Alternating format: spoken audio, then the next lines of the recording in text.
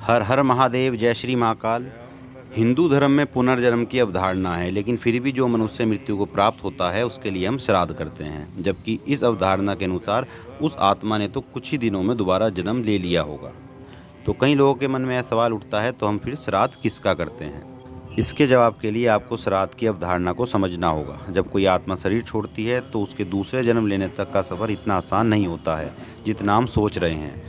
जब कोई मनुष्य मृत्यु को प्राप्त होता है तो उसकी आत्मा अपने साथ केवल सूक्ष्म शरीर, संचित कर्म और स्मृति ही लेकर नहीं जाता, बल्कि संस्कार भी लेकर जाता है। संस्कार का अर्थ है आत्मा की वो गहरी भावनाएं जो उसकी इस भौतिक संसार से जुड़ी हुई हैं और जो उसने यहाँ जिया और महसूस किया है। शरीर छोड़ते वक्त भी आत्माएं चाहकर भी अपनी वो भावनाएं नहीं छोड़ पाती और अपने साथ लेकर जाती हैं। जैसा कि आपने कई बार देखा होगा कि कई लोगों की ज़मीन में गड़ा धन रहता है और उसकी रक्षा जो है एक सांप करता है। वो सांप कोई और नहीं होता, वह आपके अपने ही कुल का कोई पितृ या आपका ही कोई पूर्वज होता है, जो धन के लोभ के कारण उसकी रक्षा करने लग जाता है, क्योंकि उसका जो मोह है वह धन से नहीं छूट पाता है। हम श्राद्ध इसी उद्देश्य से करते हैं कि वो पूर्वज जो इस संसार को छोड़कर जा चुके हैं, वो इस संसार में मिले राग, द्वेष, मोह इत्यादि से भी मुक्त हो जाएं और उनकी आत्मा शांति से इस संसार से अपना सब कुछ त्याग कर विदा ले ले।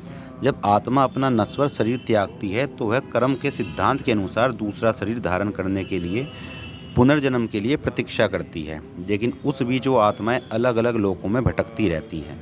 उस दौरान वो आत्माएं ना केवल अतृप्त होती हैं बल्कि आसक्त भाव से भटकती रहती हैं। उनके भटकते रहने का कोई समय सीमा निर्धारित नहीं रहता और ना ही ये निर्धारित होता है कि जो आत्माएं पितृलोक में गई हैं वो मनुष्य योनि में ही जन्म लेंगी। गीता अध्याय 9 के श्लोक 25 में कहा गया है कि देवताओं को पूजने वाले देवताओं को प्राप्त होते हैं, पितरों को पूजने वाले पितरों को प्राप्त होते हैं और भूतों को पूजने वाले भूतों को प्राप्त होते हैं, अर्थात भूत बन जाते हैं। धर्म पर चलने वाले मुझको अर्थात श्री हरि के चरणों में जाते हैं। तुरंत जन्म न लेने वाली आत्मा या प्रेत योनि में भटकने वाली आत्मा को काफ़ी कष्ट उठाने पड़ते हैं और वो फिर संसार में अपने सगे संबंधियों से भी जुड़ने का प्रयास करने लगते हैं।